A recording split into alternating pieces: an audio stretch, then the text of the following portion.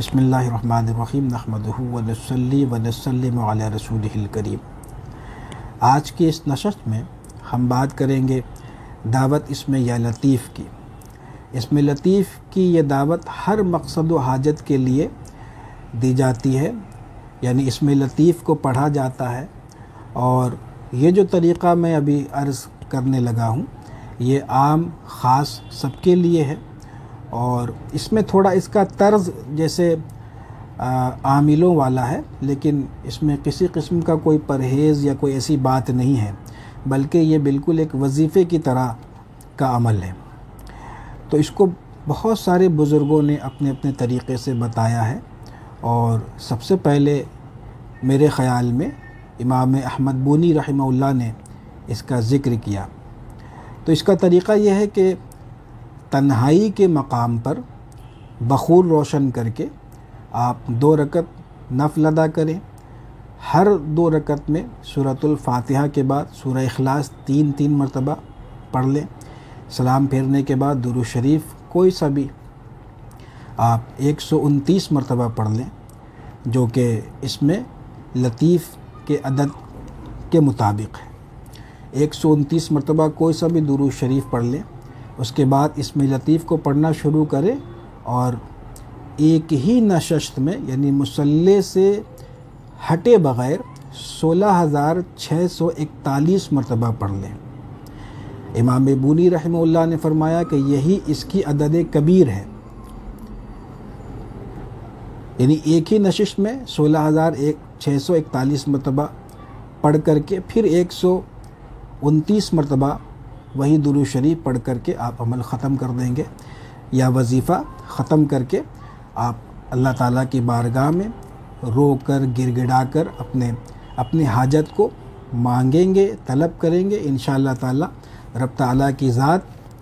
کا لطف و کرم ہوگا، اور اس اسم کی برکت سے ایسی غیبی مدد ہوگی اور کام بننے کی ایسی صورت پیدا ہوگی کہ آپ کے وہم و خیال میں بھی وہ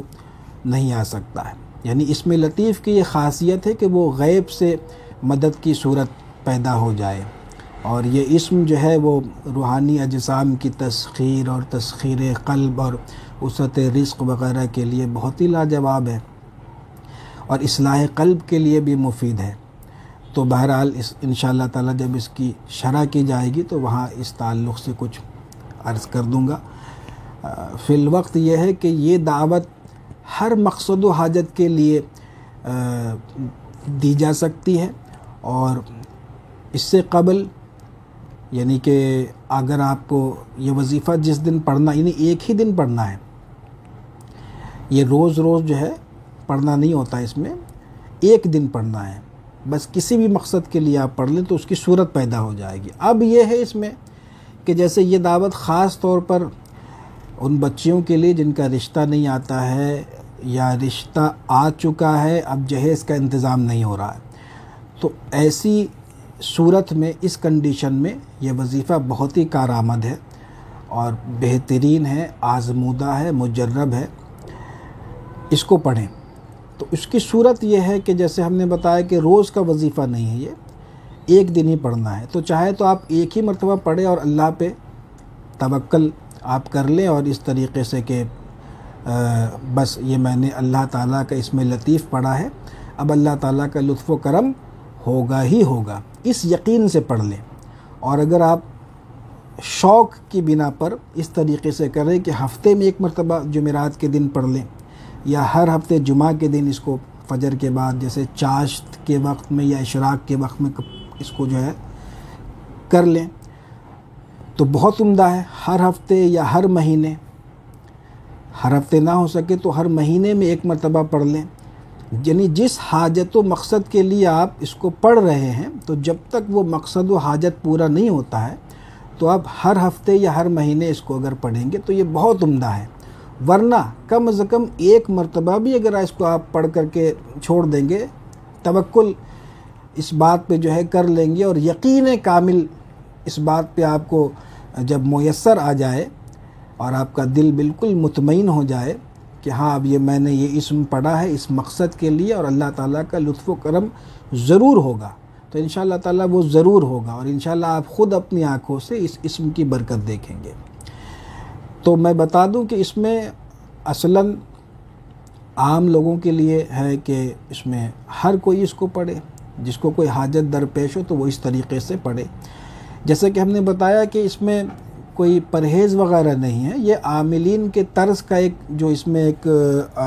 ان کا جو رویہ ہے، جیسے تنہائی اور بخور کا روشن کرنا، یہ اس میں ضروری ہے۔ تو تنہائی تو یہ شرط ہے، ٹھیک ہے نا، بغیر تنہائی کے اس کو ہرگز نہ کرے، نہ کوئی عام کرے، نہ کوئی خاص، اور اس مطلب کہ اس کو بالکل مخفی رکھے۔ ایسا نہیں کہ وہ اپنے رویے سے بھی اس کا اظہار کرے۔ عاملین کا جیسے جو کچے لوگ ہوتے ہیں، شروع کوئی جیسے وظیفہ یا عمل وغیرہ کرتے پڑھتے ہیں، تو وہ جیسے